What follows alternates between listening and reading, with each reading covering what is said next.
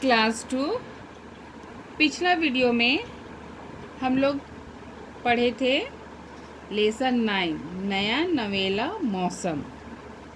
और यह पाठ एक संवाद लेखन पर आधारित है, यानी कि बातचीत का एक अंश इस पाठ में दिखलाया गया है या फिर बताया गया है। और इसमें दादाजी और मीनू के बीच में बातें हो रही हैं। और इस पाठ में बताया गया है कि बसंत ऋतु कैसा मौसम है, बसंत ऋतु में कैसा मौसम होता है और बसंत ऋतु में कौन कौन से त्योहार मनाए जाते हैं। बसंत ऋतु में प्रकृति में क्या बदलाव आता है। चारों ओर हरियाली ही हरियाली नज़र आती है। पेड़ों के पुराने पत्ते झड़ जाते हैं और नए पत्ते निकल आते हैं और चारों ओर फूल ही फूल दिखाई देते हैं। इस पाठ में दादाजी ने एक बहुत ही अच्छी बात बताई है। क्या बात बतलाई है? पौधा लगाने की बात बताई है, क्योंकि पेड़ पौधे हमारे साथी होते हैं और इसलिए एक पेड़ हमें भी लगाना चाहिए और उनकी देख रेख हमें करनी चाहिए। जिस प्रकार दादाजी मीनू को कहते हैं कि ये पौधा लगाने पर क्या होगा, ये तुम्हारे साथ बड़ा होगा और पौधे के रूप में तुम्हें एक सच्चा दोस्त मिल जाएगा। तो इस तरह से हमको क्या इस पाठ के द्वारा क्या शिक्षा मिला कि पेड़ पौधे हमारे साथी होते हैं, हमारी बहुत सारी आवश्यकताओं की पूर्ति करते हैं। दवा से लेकर जलावन से लेकर प्रकृति की शोभा, हर एक चीज़, फल फूल, हर एक चीज़ हमको पौधे से मिलता है। तो चलिए आज हम लोग इस पाठ का क्वेश्चन आंसर करेंगे। पेज नंबर 70 में जो अभ्यास के प्रश्न हैं उसको हम लोग देखेंगे। तो सबसे पहला प्रश्न है मौखिक प्रश्न, और मौखिक प्रश्न का उत्तर भी हमको पूरे एक वाक्य में लिखना है, एक शब्द में नहीं परंतु एक वाक्य में। जैसे ये वाक्य बना हुआ है उसी तरह वाक्य में उत्तर देना है। दादाजी और मीनू ने बगीचे में क्या रोपा? तो दादाजी और मीनू ने बगीचे में एक पौधा रोपा। ख नंबर, मीनू को कौन सा त्योहार पसंद था?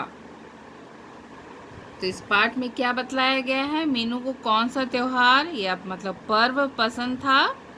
होली का त्योहार पसंद था। तो उत्तर लिखेंगे मीनू को होली का त्योहार पसंद था। ग, दादाजी ने मीनू को किस मौसम के बारे में बताया? दादाजी ने मीनू को बसंत ऋतु के बारे में बताया। लिखित प्रश्न, लिखित प्रश्न में है सही उत्तर पर टिक चिन्ह लगाइए, यानी टिक का निशान लगाना है। यहाँ पर आपको 3 ऑप्शन दिए हुए हैं, हर एक सवाल का 3 विकल्प दिए हुए हैं और उसमें से आपको सही विकल्प चुनकर टिक चिन्ह लगाना है। क, मीनू दादाजी के साथ कहाँ गई? बगीचे में, रसोई घर में या छत पर? तो कहाँ गई थी मीनू दादाजी के साथ? बगीचे में, है ना, टिक चिन्ह।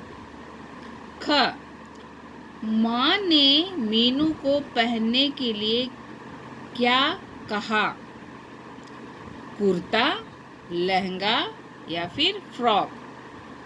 तो मीनू क्या पहनी थी? पीले रंग की फ्रॉक पहनी थी, है ना। तो क्या होगा यहाँ पर आंसर? फ्रॉक। ग, दादाजी ने किस रंग का कुर्ता पहना हुआ था? नीला, लाल या फिर पीला? घर के सभी सदस्य किस रंग के कपड़े पहने हुए थे? पीले रंग के कपड़े पहने हुए थे, क्योंकि वे बसंत ऋतु का स्वागत कर रहे थे। बसंत पंचमी का पहला दिन था और वे उसके स्वागत में पीले रंग के कपड़े पहने हुए थे। तो यहाँ पर क्या होगा? दादाजी भी पीला कुर्ता पहना हुआ था, इसलिए पीला में राइट होगा। दूसरा प्रश्न देखेंगे, सही के आगे टिक और गलत के आगे गलत का निशान लगाना है। यहाँ पर आपको जो बॉक्स बना हुआ है इस पर आपको गलत या टिक का निशान लगाना है। क, मीनू दादाजी के साथ मेला देखने गई। मीनू दादाजी के साथ मेला देखने गई थी? नहीं गई थी, वो तो कहाँ गई थी? बगीचे में गई थी। तो ये कथन क्या हुआ? गलत है। ख, बसंत पंचमी वसंत ऋतु का पहला दिन होता है। वसंत पंचमी वसंत ऋतु का पहला दिन होता है। ये क्या है? सही है ना? ये कथन सही है। ग, वसंत ऋतु ऋतुराज कहलाती है, यानी वसंत ऋतु ऋतुओं का राजा होता है, इसलिए इसे ऋतुराज भी कहते हैं, इसलिए यह कथन क्या है? सही है। तीसरा नंबर, उत्तर लिखिए। दादाजी ने मीनू को पीले रंग के कपड़े पहनने का क्या कारण बताया?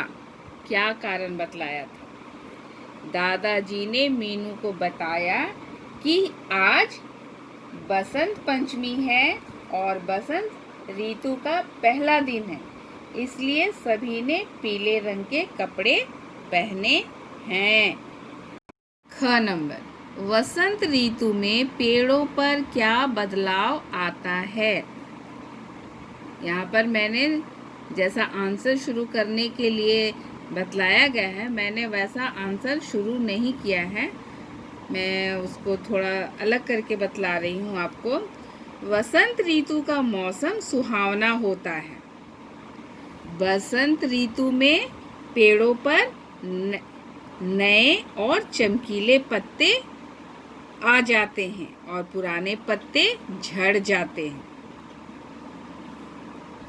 ग, दादाजी ने मीनू को पौधा लगाने के लिए क्यों कहा? दादाजी ने कहा कि पौधा लगाकर बसंत ऋतु का स्वागत करते हैं। वह तुम्हारे साथ बड़ा होगा और पौधे के रूप में तुम्हें एक दोस्त भी मिल जाएगा। पेज नंबर 72 में जो 4 नंबर में है, लिखो और सीखो। तो इसको आपको अपने से करना है, आपको लिख कर इसका स्पेलिंग याद करना है ना। अब आते हैं हम लोग भाषा बोध में। री एक स्वर है, री की मात्रा वन के नीचे लगती है ना। ये आप नीचे क्लासों में पढ़ चुके हैं मात्रा चिन्ह के विषय, कि री की मात्रा चिन्ह अक्षर के नीचे लगती है। तो यहाँ पर कुछ चित्र दिए हुए हैं, तो उनमें किस अक्षर पर री की मात्रा लगेगी? जैसे ये क्या है? पेड़ है, पेड़ को हम क्या बोलते हैं? वृक्ष भी बोलते हैं। तो व के नीचे री की मात्रा लगाए। ये घर है, घर को हम लोग गृह भी बोलते हैं, तो ग के नीचे क्या लगेगा? री की मात्रा, है ना, गृह। इस तरह से वैसा ही आपको वृषभ और कृषक बनाना है ना। तो ये आप अपने से बनाएंगे। दूसरा है, पढ़ो और समझो। नए पत्ते, एक दोस्त, यानी विशेषता बताई गई है ना। नए पत्ते, कैसे पत्ते? नए पत्ते। कितने दोस्त? एक दोस्त। तो यहाँ पर संख्यावाचक विशेषण हो गया और यहाँ पर क्या हो गया? गुणवाचक विशेषण। उसी प्रकार से हमको बताया गया है, रंगीन शब्द नाम शब्दों के बारे में कैसा और कितना बता रहे हैं। जैसे कैसे पत्ते, यानी कि नए पत्ते। कितने दोस्त? एक दोस्त। तो आपको यहाँ पर दिया हुआ है, उसमें आपको कैसा और कितना बतलाना है। जैसे त्योहार, तो मनपसंद त्योहार। दिन, कितने दिन? आप जितने भी दिन के नाम लिख सकते हैं, 1 दिन, 2 दिन, 4 दिन, है ना। इस तरह से आप नंबर लगा सकते हैं। ग, कैसा मौसम? सुहावना मौसम। घ, कितने पौधे, एक पौधे, दो पौधे, तीन पौधे। इस तरह से आप नंबर लगाएंगे और यहाँ पर मौसम की विशेषता सुहावना मौसम। मनपसंद त्योहार, एक दिन, चार पौधा। पेज नंबर 73 आप अपने से करेंगे। आप छोटे छोटे वाक्य बनाएंगे मौसम से, सुंदर से और स्वागत से। वाक्य बनाना आप खुद बनाना सीखेंगे।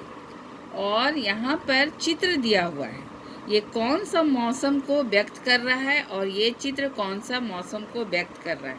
तो चित्र देखकर ऋतुओं को पहचानिए। इन ऋतुओं में आपको क्या करना अच्छा लगता है लिखिए, यानी कि ये कौन सा ऋतु है और इस ऋतु में आपको क्या क्या अच्छा लगता है।